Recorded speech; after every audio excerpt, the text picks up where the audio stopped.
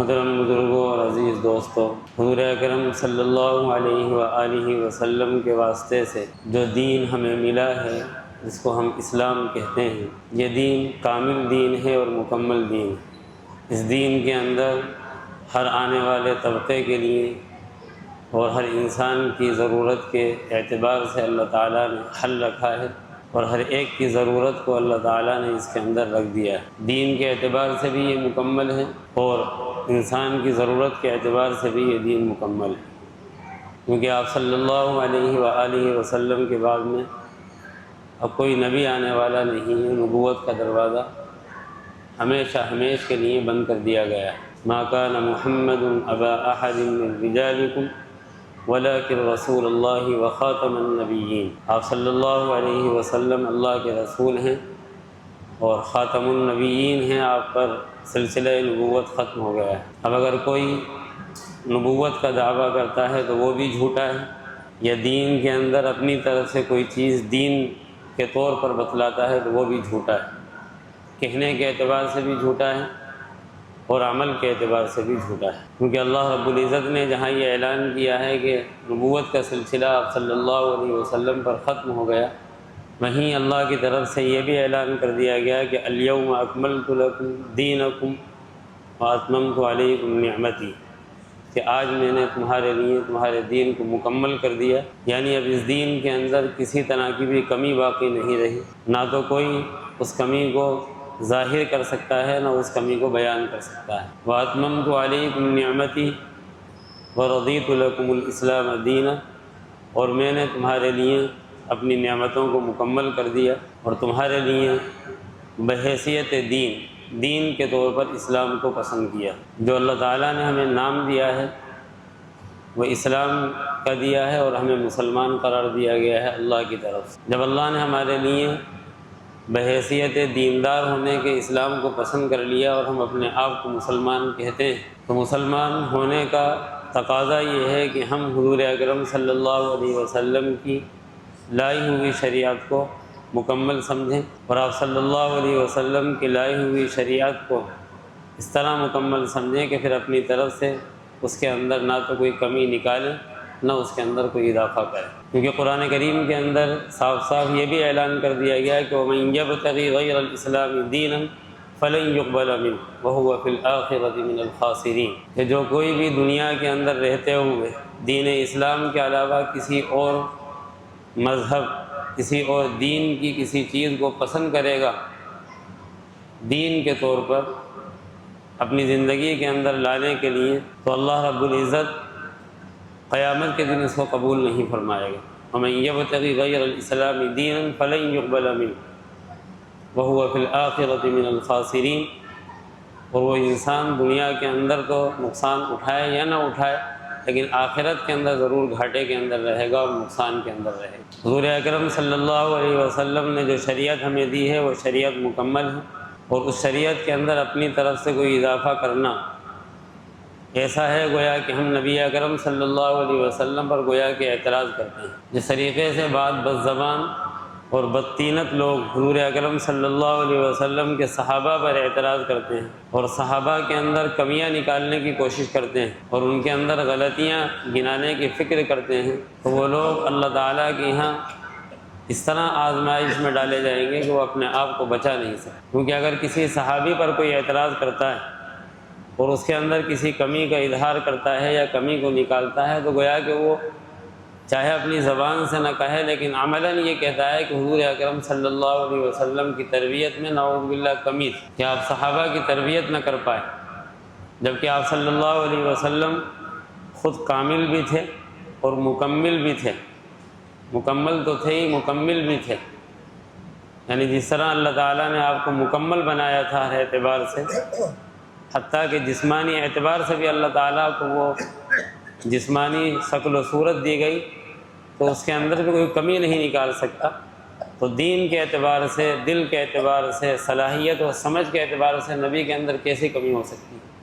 اسی طرح آپ صلی اللہ علیہ وسلم مکمل ہونے کے ساتھ ساتھ مکمل بھی تھے، یعنی مکمل کرنے والے تھے۔ جن صحابہ کی آپ نے تربیت فرمائی ان کی مکمل تربیت آپ نے فرمائی، چاہے وہ حضرت ابو بکر ہوں چاہے وہ حضرت عمر ہوں، چاہے وہ حضرت عثمان ہوں، چاہے وہ حضرت علی ہوں، یا اس کے علاوہ اور دیگر صحابہ ہوں۔ اگر دیگر صحابہ کے اندر یا خود ان خلفائے راشدین میں یا عشرہ مبشرہ میں کوئی کمی نکالتا ہے تو وہ کمی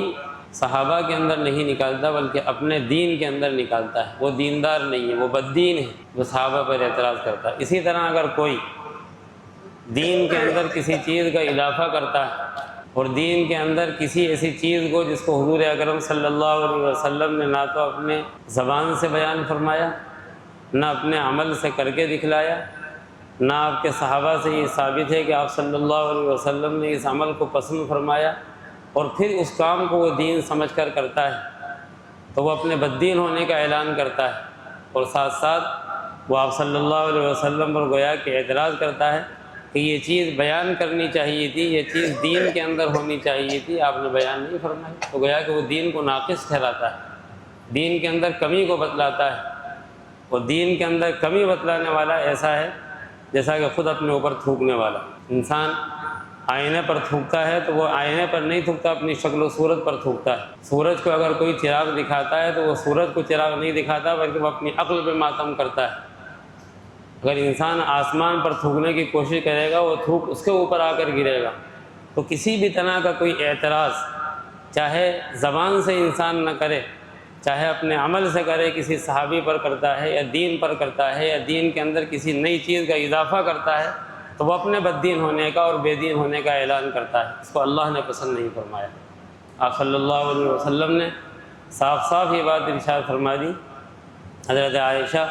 رضی اللہ تعالی عنہ فرماتی ہیں کہ آپ صلی اللہ علیہ وسلم نے ارشاد فرمایا کہ من احدث فی امرنا ھذا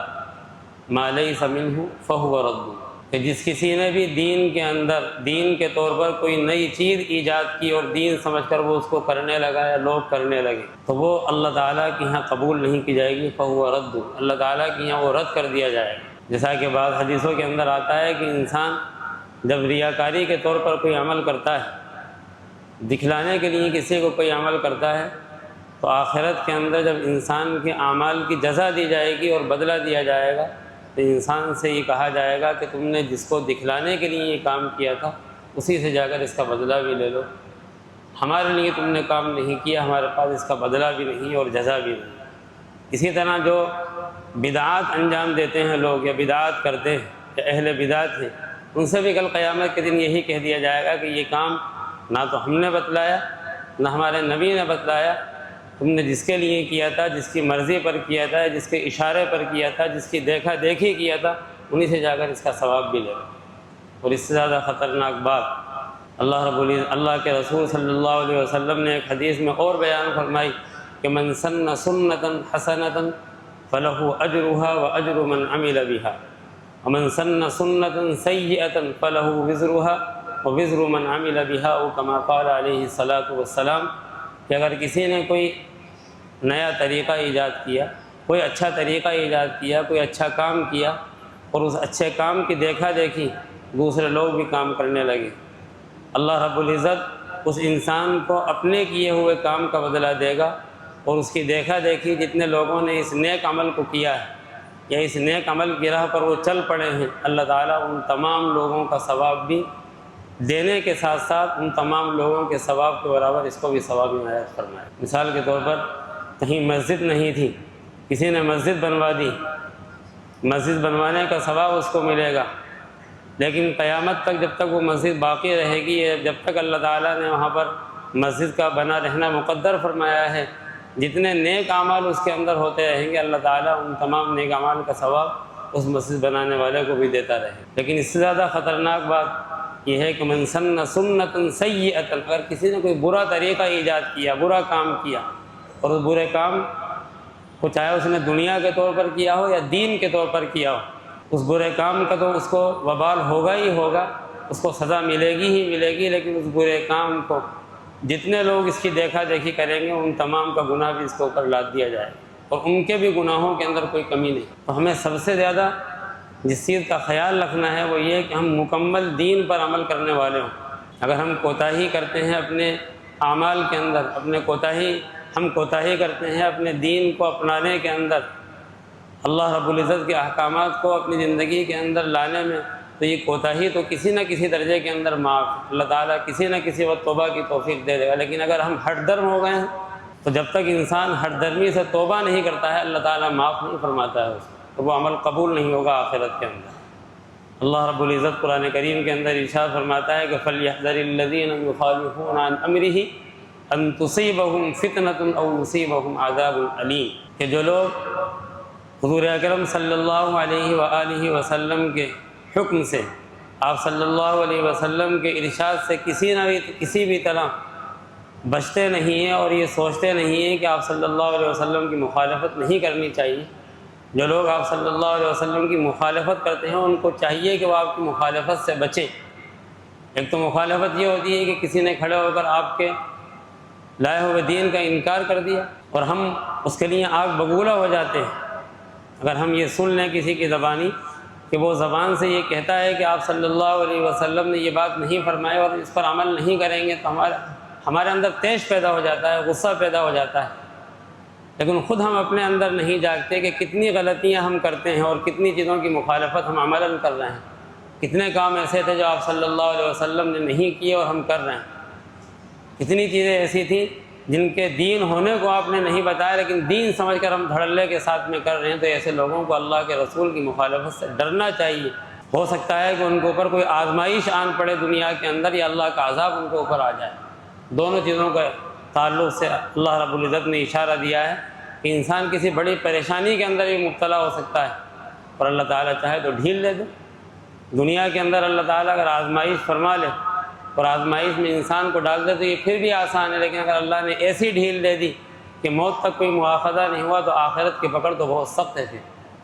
اللہ تعالیٰ نے کسی ایسی آزمائش کے اندر مبتلا کر دیا کہ انسان کو توبہ کی توفیق ہو گئی یا اللہ کی طرف سے کوئی سماوی یا عرضی پریشانی اس کے اوپر آ گئی تو اس کو اندازہ ہو گیا اور تنبہ ہو گیا کہ نہیں ہم غلطی پر ہیں اور توبہ کر لیتا ہے، تب بھی آسان معاملہ ہے۔ لیکن ڈرنا چاہیے کہ ایسا نہ ہو کہ کوئی پریشانی ہمارے اوپر آ جائے، کوئی اللہ کا عذاب ہمارے اوپر آ جائے اور ایسا عذاب آ جائے کہ ہم توبہ نہ کر سکیں۔ اللہ کے رسول صلی اللہ علیہ وسلم کا جو مقام ہے کئی جگہ قرآن کریم کے اندر اس مقام کو بیان کیا گیا اور اللہ کے رسول صلی اللہ علیہ وسلم کی اطاعت، آپ کی فرم برداری، آپ کی سنتوں پر عمل، آپ کے ارشادات کو اپنی زندگی کے اندر لانے ہی کو اصل دین قرار دیا گیا اور اللہ کی تابعداری قرار دیا۔ قل ان کنتم تحبون اللہ فاتبعونی یحببکم اللہ ویغفر لکم ذنوبکم۔ آپ صلی اللہ علیہ وسلم سے یہ کہلوایا گیا کہ آپ یہ کہہ دیجئے اے نبی کہ اگر تم اللہ کی محبت کا دم بھرتے ہو اور یہ کہتے ہو کہ تم اللہ سے محبت کرتے ہو تو اللہ کی محبت کا جو ظاہری طریقہ ہے وہ یہ ہے کہ تم میری اتباع کرو، فاتبعونی، میری اتباع کرو۔ اگر تم میری اتباع نہیں کرتے ہو، میرے کاموں کی مخالفت کرتے ہو، میرے طریقے کو اپنی زندگی کے اندر لانے کی فکر نہیں کرتے ہو، تم اللہ کی محبت کے اندر جھوٹے ہو۔ چاہے تم نمازی ہو ظاہری اعتبار سے، چاہے تم روزے دار ہو، چاہے تم اللہ کا ذکر کرنے والے ہو، چاہے تم محفلیں سجانے والے ہو، چاہے تم جو کر لو دنیا کے اندر، لیکن اگر تم نے اللہ کے رسول کی اطاعت نہیں کی، اللہ کے رسول کی فرما برداری نہیں کی تو تم اللہ کی محبت کے اندر جھوٹے ہو۔ تمہارے سارے کام ڈھکوسلے جن کے اندر کچھ نہیں ہے سوائے ڈھول کی طرح۔ اس طرح ڈھول کو پھاڑا جائے، جب بجایا جاتا ہے ڈھول تو آواز بہت کرتا ہے، لیکن اب پھاڑ کے دیکھا جائے تو کچھ نظر نہیں آتا۔ ایسا انسان جو ظاہری اعتبار سے بڑا دیندار نظر آتا ہے کہ وہ ہر طریقے کا کام کر رہا ہے، لوگ بھی دیندار سمجھتے ہیں، لیکن بدعات کا پلندہ ہے وہ، اور بدعات کے پلندے کے اندر ہوا کے علاوہ کوئی چیز نہیں ہوتی، دین نام کی کوئی چیز اس کے اندر نہیں ہوتی۔ آپ صلی اللہ علیہ وسلم نے ارشاد فرمایا کہ جو لوگ دین کے اندر نئے کام ایجاد کرتے ہیں ان کو اس سے بچنا چاہیے، اس لیے کہ ہر نیا کام بدعت ہے اور بدعت انسان کو گمراہی کے اندر ڈال دیتی ہے اور گمراہی انسان کو جہنم کی طرف لے جاتی ہے اگر انسان کو اللہ کی طرف سے توبہ کی توفیق نہ ہو۔ اور پھر آپ صلی اللہ علیہ وسلم نے ارشاد فرمایا کہ فتمسکن بسنت خیر من احداث بدعت۔ اور اس جملے سے پہلے ایک جملہ آپ نے اور مزید ارشاد فرمایا جو بہت ڈرنے کا ہے۔ آپ نے فرمایا کہ جب انسان کسی بدعت کے کرنے کا عادی بن جاتا ہے، کسی بھی نئے کام کے کرنے کا عادی بن جاتا ہے، جو نیا کام آپ صلی اللہ علیہ وسلم سے، آپ کے قول سے، آپ کے عمل سے، آپ کے صحابہ سے کسی بھی طرح ثابت نہیں ہے، جب اس کو کرنے کا عادی بن جاتا ہے تو اسی طرح کی کوئی سنت اس کی زندگی سے اٹھا لی جاتی ہے۔ ایسا نہیں ہے کہ انسان کسی بدعت پر عمل کرتا ہے تو وہی بدعت اس کی زندگی کے اندر رہتی ہے اور باقی دین کے کام وہ کرتا رہتا ہے۔ جب ایک برائی آتی ہے تو ایک اچھائی اٹھا لی جاتی ہے، اور جتنی بڑی بدعت ہوتی ہے اتنی بڑی سنت اس کی زندگی سے ایسے اٹھا لی جاتی ہے کہ وہ روز یہ کہتا رہتا ہے کہ آج عمل کریں گے، کل عمل کریں گے، پر سوچتا رہتا ہے، لیکن پھر توفیق نہیں ملتی اس کو اس کام کو کرنے کی، اور موت آ جاتی ہے اس کی۔ حدیث شریف کے اندر بیان کیا گیا کہ وہ سنت اس کی زندگی سے اٹھا لی جاتی ہے، ایسی اٹھا لی جاتی ہے کہ جب تک وہ اس بدعت سے توبہ نہیں کرتا ہے پھر اس کو مرتے دم تک اس سنت پر عمل کرنے کی توفیق نہیں ہوتی، چاہے حالات کتنے ہی سازگار ہوں۔ پھر آپ نے فرمایا کہ فتمسک بدعۃ خیر من فتمسک بسنت خیر من احداث بدعۃ،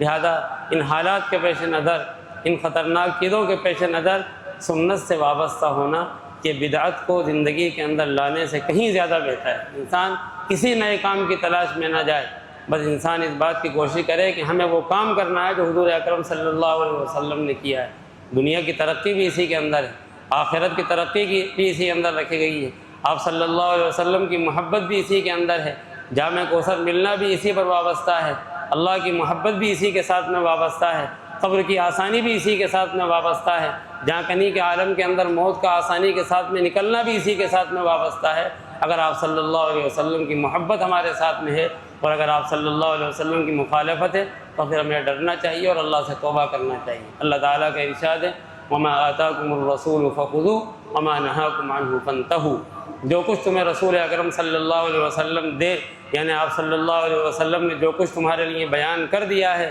جو کچھ اپنی سنتوں کے اندر واضح کر دیا ہے، جو کچھ اپنی احادیث کے اندر بیان کر دیا ہے، ان کو تم معلوم کرو اور اس پر عمل کرو، اس کو اپنی زندگی کے اندر لانے کی فکر کرو، اور جن چیزوں سے آپ صلی اللہ علیہ وسلم نے منع فرمایا ہے، جن چیزوں سے آپ صلی اللہ علیہ وسلم نے روکا ہے، جن چیزوں کو آپ صلی اللہ علیہ وسلم نے گمراہی قرار دیا ہے، تباہی قرار دیا ہے دنیا اور آخرت کے اعتبار سے، ان سے بچو، بس یہی اصل دین ہے۔ اب ہم غور کر لیں کہ ہماری زندگی کے اندر کتنا دین ہے اور کتنی زائد چیزیں آ گئی ہیں۔ اگر ہماری زندگی کے اندر دین ہے تو ہم اللہ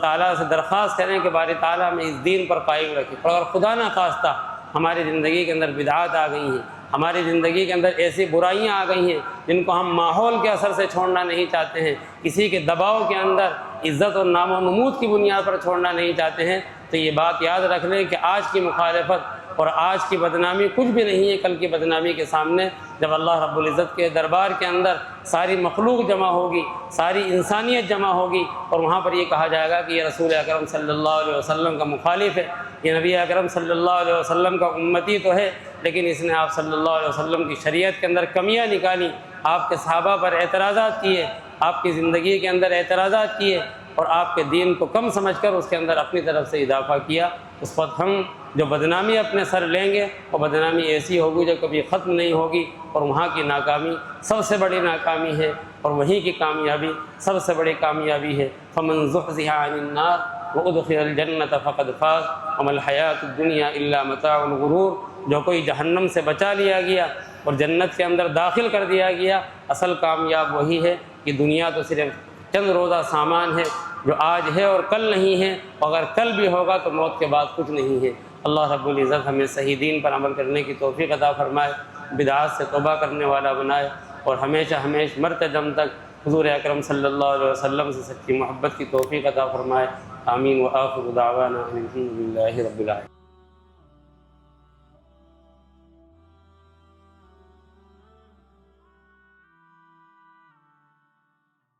ویڈیوز بنانے ہیں؟ فلمورا ہے نا۔